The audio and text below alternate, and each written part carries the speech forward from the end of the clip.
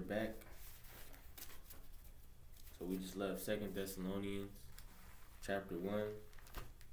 And we're going to go to Zechariah chapter 14.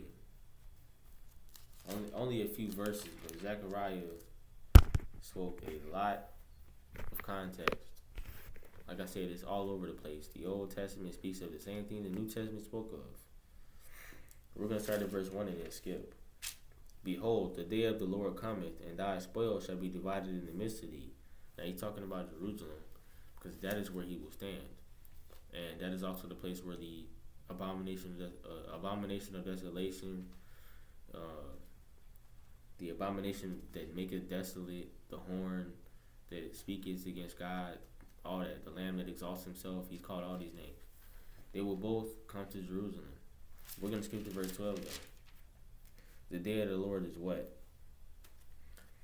Or where's it at? And this shall be the plague wherewith the Lord will smite all the people that have fought against Jerusalem. Their flesh shall consume away while they stand upon their feet, and their eyes shall consume away in their holes, and their tongue shall consume away in their mouth. So we're talking about disintegration right now. People are going to be disintegrated where they're standing. That's beyond any horror movie you've ever seen. I mean, that's beyond any sci-fi movie you've probably seen. That's the ultimate horror, the ultimate sci-fi. Verse 13, it shall come to pass in that day that a great tumult from the Lord shall be among them. From the Lord shall be among them, right? This ain't God brings peace and God bless. This time he's going to bring tumults, right? Turmoil, pandemonium. And they shall lay hold everyone on the hand of his neighbor, and his hand shall rise up against the hand of his neighbor. Why, I don't know. Verse 14, and Judah also shall fight at Jerusalem, and the wealth of all the heathen round about shall be gathered together, gold and silver and apparel in great abundance. Judah, the original real Judah, because everybody's talking about their Jews nowadays, right? Judah, as it's recognized in the Bible, will fight at Jerusalem. And the heathen, the non-Israelites, the people who are not the children of the covenant, will gather their gold, silver, apparel in great abundance. It should be brought back to the land of glory, where they took it from. Revelations 18.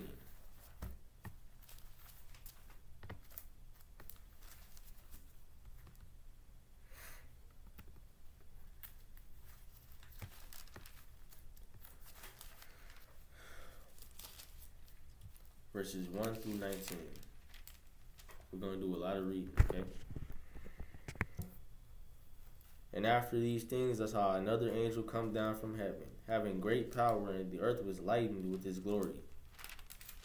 So an angel with great power came down, and he cried mightily with a strong voice, saying, Babylon the great is fallen, and is become the habitation of devils, and the hold of every foul spirit, and the cage of every unclean and hateful bird. Why is he saying Babylon? Babylon is fallen in the New Testament, right? For all nations have drunk of the wine of the wrath of her fornication. Oh, her fornication? Hold on. Her fornication her fornication, and the merchants of the earth are waxed rich through the abundance of her delicacies. Then we just read in Zechariah 14, right? The gold and silver and apparel will be brought back. So they did steal from Jerusalem when they invaded it. The Roman Empire did. So he's saying Babylon, Babylon, because why? Because it's a cover-up. He's actually saying Rome. Rome is nothing but a power transfer. We go from Babylon to Rome, right? One empire took over the other one failed economically and went into nothingness, right? And then the Roman Empire came. The Roman Empire failed on numerous occasions. They tried to save it, right? Then they tried to have the Roman Republic. That didn't work, but now we have just Italy. But the Roman Empire is something else. It's the cage of devils.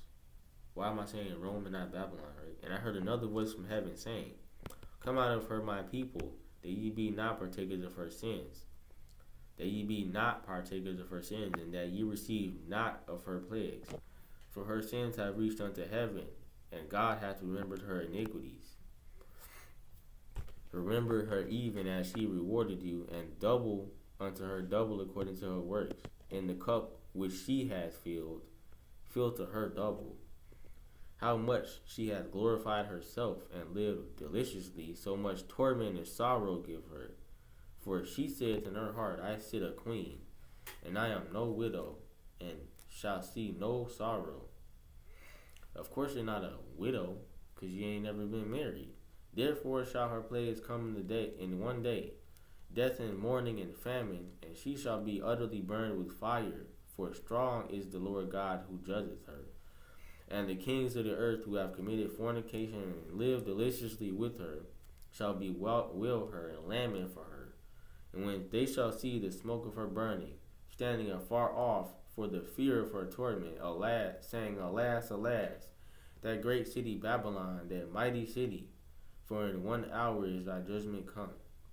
And the merchants of the earth shall weep and mourn over her, for no man buyeth her merchandise any more. The merchandise of gold and silver and precious stones and pearls, and fine linen and purple and silk and scarlet, and all dyed wood, and all manner of vessels of ivory, and all manner of vessels of most precious wood, and of brass and iron and marble, and cinnamon, and odors and ointments, and frankincense, and wine and oil, and fine flour, and wheat and beasts, and sheep and horses, and chariots and slaves and souls of men. Whew, that's a lot of stuff. Souls of men. I want to know what that means. Let's see. And the fruits that thy soul lusted after are departed from thee, and all things which were dainty and goodly are departed from thee, and thou shalt find them no more at all. And the merchants of these things which were made rich by her shall stand afar off for the fear of her torment, weeping and wailing, saying, Alas, alas, that great city that was clothed in fine linen and purple and scarlet, and decked with gold and precious stones and pearls. For in 1 hour so great riches is come to naught, and every shipmaster and all the company in ships and sailors, and as many as trade by sea, stood afar off, and cried when they saw the smoke of her burning, saying, What city is like unto this great city? Keep saying, Babylon, Babylon. I don't believe that. And they cast dust on their heads and cried, weeping and wailing, saying, Alas, alas, that great city, wherein were made rich all that had ships in the sea by reason of her costliness. For in 1 hour is she made desolate. But verse 20, Rejoice over her, thou heaven, and ye holy apostles and prophets, for God hath avenged you on her. So the people who will be happy are the prophets and apostles. I'm not saying the book's lying, right? The book's not lying. That's sarcasm. It really means Rome, because the power was taken from Babylon and given to other people, and you can look at how the entire world was ruled by Babylon. Nobody challenged them. Nobody challenged Medo-Persia. Nobody challenged Greece. Nobody challenged Rome. But one thing that went away was the previous empire. The previous empire went away, but everything else stayed where it was. All the resources were exactly where they were. All the kingdoms were still there until the empire wiped them out. So it's really nothing but a power transfer. The power of Babylon is in Rome. You understand what I'm saying? If you don't have a spiritual eye, you're not going to understand what I'm talking about. We're going to go to the last place, Matthew 24. Back to Jesus the Christ, because Jesus the Christ is not impartial like Paul and John and everybody else. Jesus the Christ tells the whole story from beginning to end. That's one thing we have to consider. This book was written by imperfect men, so they missed things. That's why things had to be repeated in other parts of the book. But Jesus the Christ can give you all the answers in one scripture. But he'll say the same thing over and over again in several places, so you can't miss a dot. That's what's great. That's what's great about him. That man was loaded with knowledge. Made sure we had all our bases covered. That's how much he cares about us. Matthew 24, verse 29.